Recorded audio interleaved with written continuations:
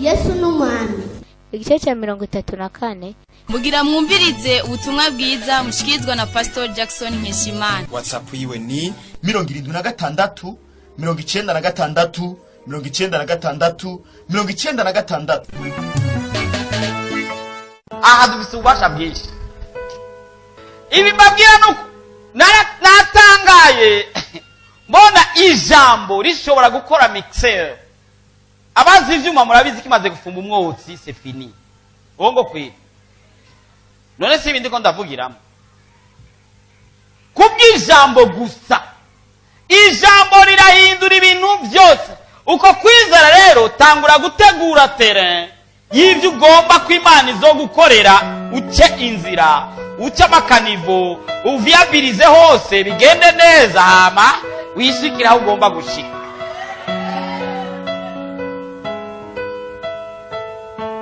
Gurumva ngo mana ngo maze imyaka nkora akazi k'ububoyi, gurumva ngo nari nkeneye ko abumotari au yatafuta ta permis ngo bumotari ndera permis kwanza hama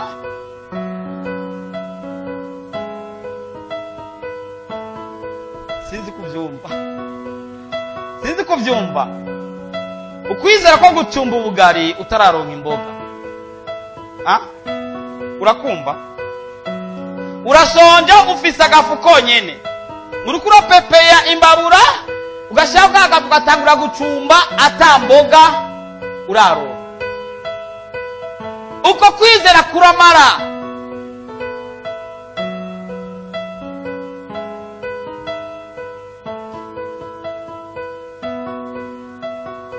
Kwimenyeza gushinga intahe yo kuvuga ko wakize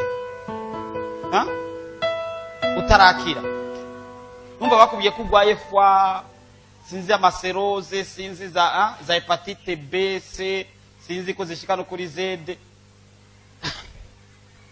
Ugatangura guprepara témoignage ukavuga ati bojewe nzoshikaje afate microphone.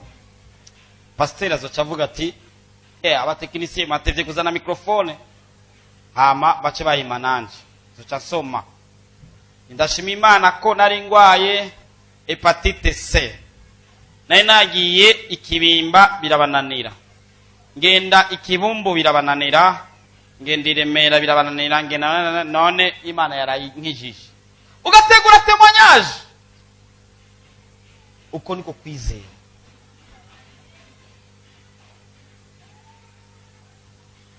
Ukiprepara gutelefoni buraya umuntu muzinanye yamaze y'imyaka utararonka amayinite.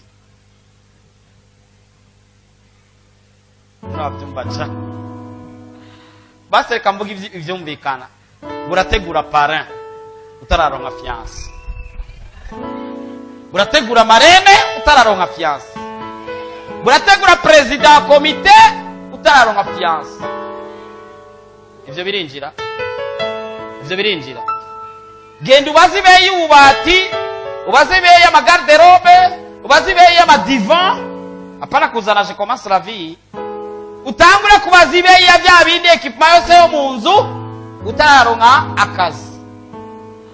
Uvuga ati ndarushe kurara mu cyumba kwa papa ngo na mama ngomba inzu yanje hama cyongora. None nk'ubu Yesu agomba kubigwaye uno munsi utazi nibe yavyo. Nk'ubu imisore ngano ibaza ibe ya garderobe ibambwiye ntayo bazi, kandi muri projet zabo garderobe nirimo kuko niyumvira ko azogura amahuzu atashira mu kintu cyambere yiyumviriye ni safuri n'umwiko ni mudahara bano sadesa bano sadetene. Ngomba gusengera umuntu agomba ko Imana imukuza muri uko kwizera, kandi Imana izikorane nawe muri uko kwizera. Umuntu avuga ati jewe Mana ninkora muri ubwo buryo nawe uzocukora. Abari bahaguruka dusengera. turageze rero wa mwanya wo gusenga. Reka dusengera imitwaro umuntu wese afise. Nagusabe nimba ufise umutwaro ufate mu gikiriza dusenge. Nimba ufise umutwaro ufate mu gikiriza mu kwizera ko Yesu azakugira icyakoze, ufate mu gikiriza dusenge.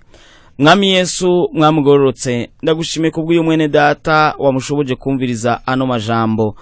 Papa arashobora kuba yagize ikibazo kigoye gitandukanye nuko yabona umenga byari kubegenda. Yari yiteze umusaruro ariko none heraba ntiyimbuye. Yari yiteze inyungu none heraba ntiyungutse. Yari yiteze ikinakiriya ariko nticabaye nkuko yacifuje. Ariko muri no mwanya Mana turaje imbere yawe tufise ukwizera kugiye gukora ibintu bishasha mu buzima bw'uyu mwene data. Mu izina rya Yesu Kristo ndagusavye Mana ko ugira icyo ukoze. Mu izina rya Yesu Kristo ndagusavye Mana ko ugira icyo utabaye. Mu izina rya Yesu Kristo ndagusavye Mana ko wogira icyo ukoze muri kino gitondo canke amasari ko arumviriza ayariyo yose. Mu izina rya Yesu Kristo mutabare. Mana yaragerageje yaraduze none heraba yarakorotse.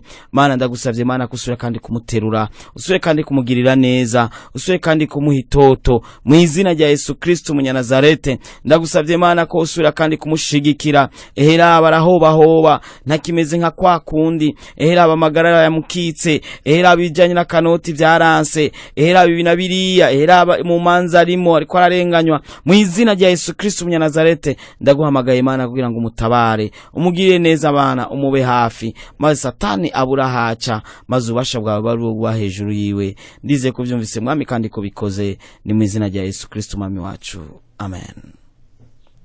Nimba Yesu yagukoreye igitangaza biciye muri amasengesho twasenze canke biciye muri iri jambo wumvise, ucundungikira audio kugira ngo duhimbaze dutazira Imana kuvyo yakoze. Undungikire audio yico Imana yagukoreye biciye muri iri jambo wumvise canke biciye muri amasengesho twasenze. Yesu aguhezagire cyane. Muhejeje kumviriza ubutumwa bwiza mushikirizwa na Pastor Jackson Nkeshimana. WhatsApp yiwe ni 76 96 96 96. Urashobora kandi no kubusanga kuri Facebook yiwe canke YouTube yiwe. Ukaba wahezagiwe burungikire n'abandi.